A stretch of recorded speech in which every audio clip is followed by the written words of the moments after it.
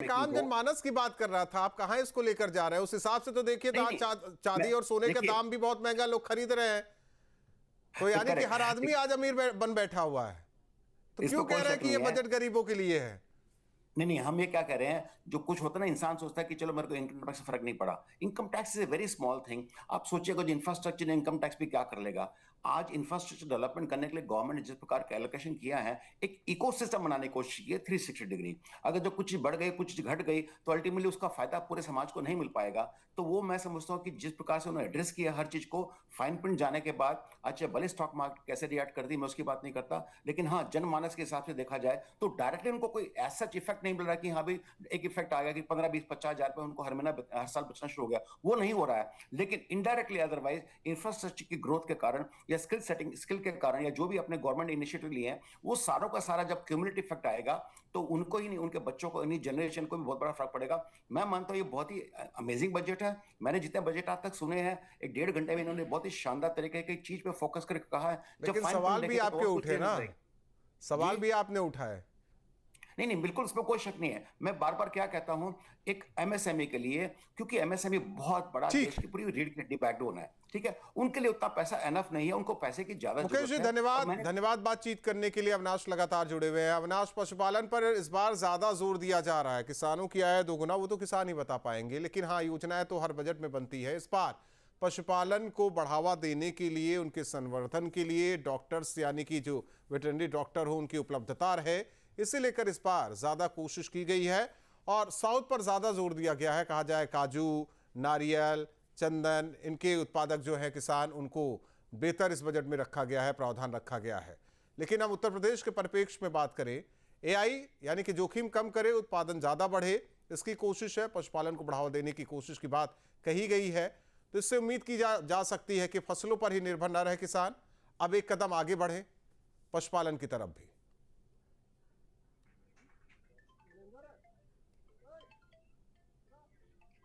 बिल्कुल। देखिए, जाहिर सी बात है क्योंकि अगर हम उत्तर प्रदेश की बात करें तो यूपी भी एक एक कृषि प्रधान राज्य है और अ, कई ऐसी फसलें हैं जिन फसलों को उगाने में उत्तर प्रदेश नंबर 1 राज्य रहता है।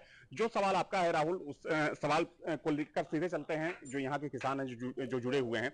आपसे एक सवाल ये है कि चलिए ठीक है, धान गेहूं चावल गन्ने की खेती तो होती है, आपको नहीं लगता कि पशुधन को भी बढ़ाने की जरूरत है? क्योंकि अगर हम एग्री बिजनेस की बात करें तो कहीं ना कहीं अगर हम पशुपालन की बात करते हैं तो पशुपालन भी किसानों के लिए एक बड़ा साधन हो सकता है। तो पशुपालन को अगर बढ़ाया जाता है और उसमें उन्नत तकनीक का इस्तेमाल किया जाता है तो आपको क्या लगता है कि इससे किसानों को कितना फायदा मिलने वाला है? नहीं, फायदा है। जी, आप क्या कहना चाहेंगे?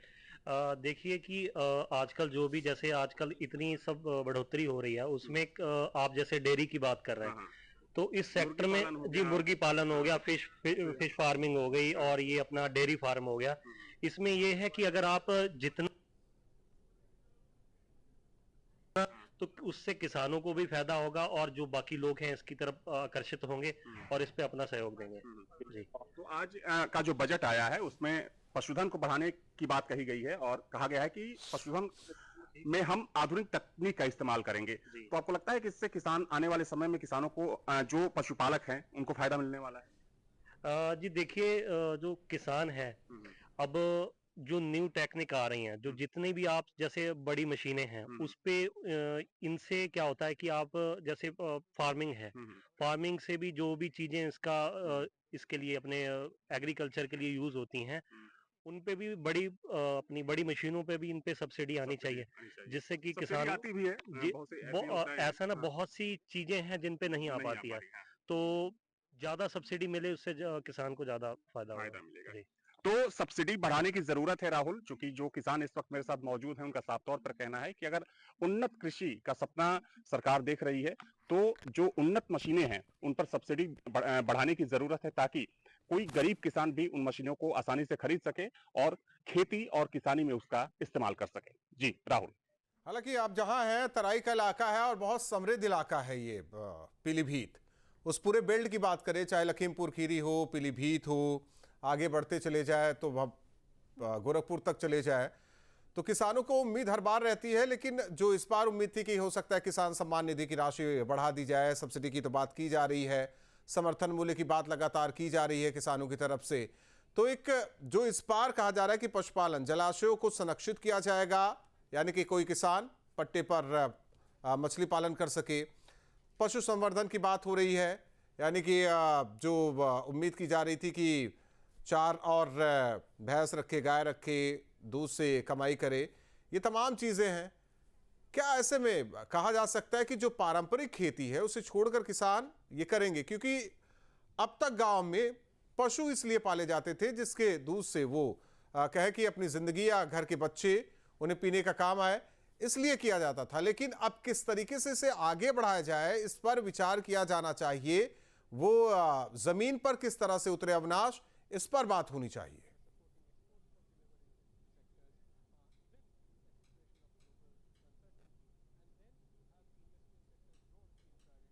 तो एक बार फिर से कनेक्ट करने की कोशिश करेंगे। हाँ, अविनाश का रुख करेंगे, लेकिन आपको बड़ी बातें बताते हैं।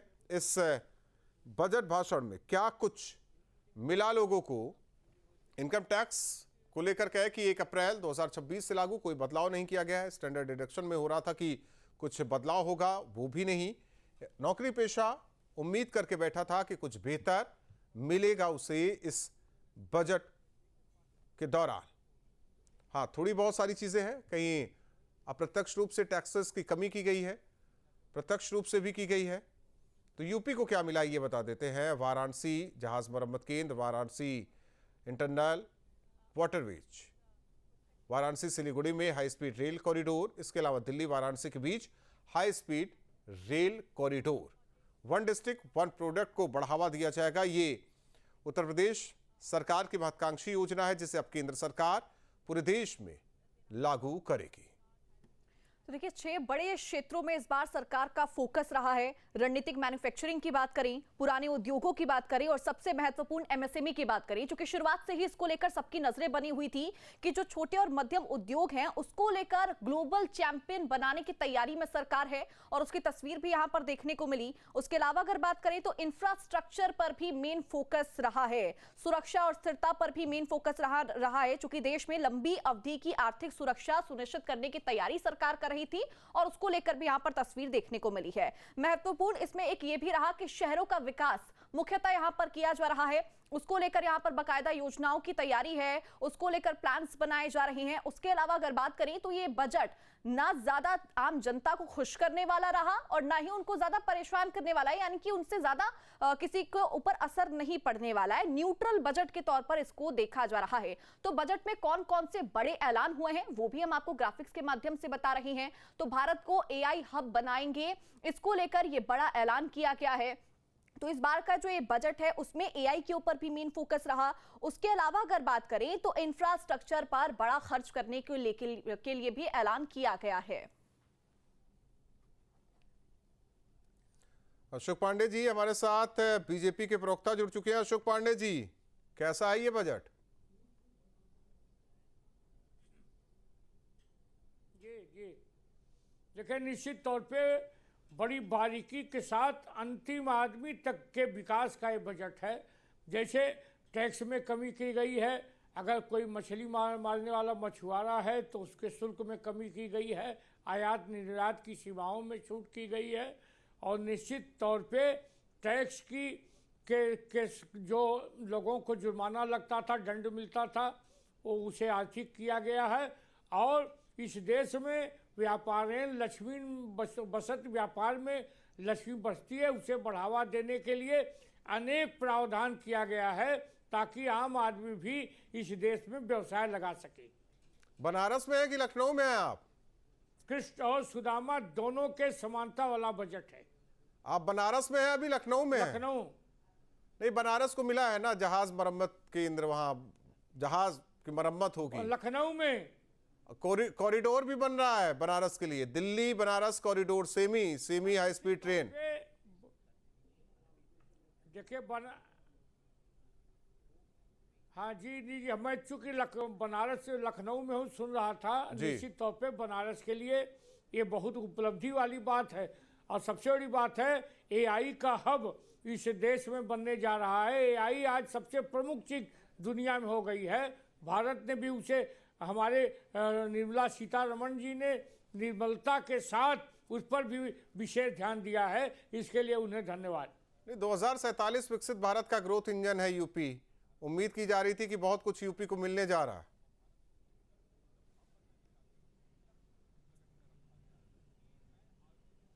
देखिए, निश्चित तौर पे पूरे भारत का हर प्रदेश में जो विकास होगा, निश्चित तौर पे उससे अछूता उत्तर प्रदेश नहीं रहेगा।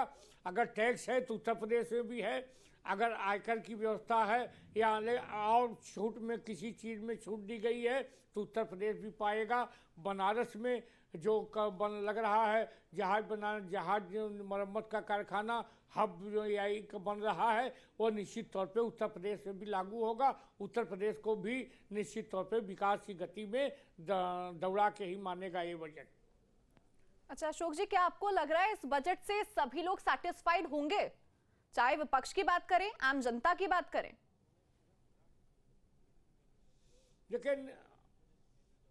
देखिए मेरा ये मानना है, आम जनता तो है, आम जनता तो उसी पर इसके पूर्व के बजट के बराबर भी टैक्स की सीमाओं में जो छूट दी गई है उसी से प्रसन्न है।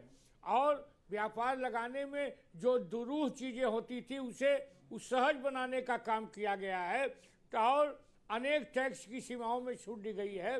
जनता तो खुश है, विपक्ष निश्चित तौर पे नाखुश होगा, इसमें कोई दो राय नहीं है। सवाल भी उनका है कि पैसा जेब में रहे तब खर्चा करे तब टैक्स लगे ना, चाहे प्रत्यक्ष रूप से या प्रत्यक्ष रूप से, डायरेक्ट या इनडायरेक्ट। आपके मोबाइल पर तुरंत आएगी ब्रेकिंग न्यूज, स्क्रीन पर सबसे पहले दिखेगी बड़ी खबर, देश दुनिया की हर खबर एक जगह। अब आपके मोबाइल पर तुरंत फटाफट इंस्टॉल कीजिए न्यूज नेशन ऐप और रखिए खुद को अपडेट।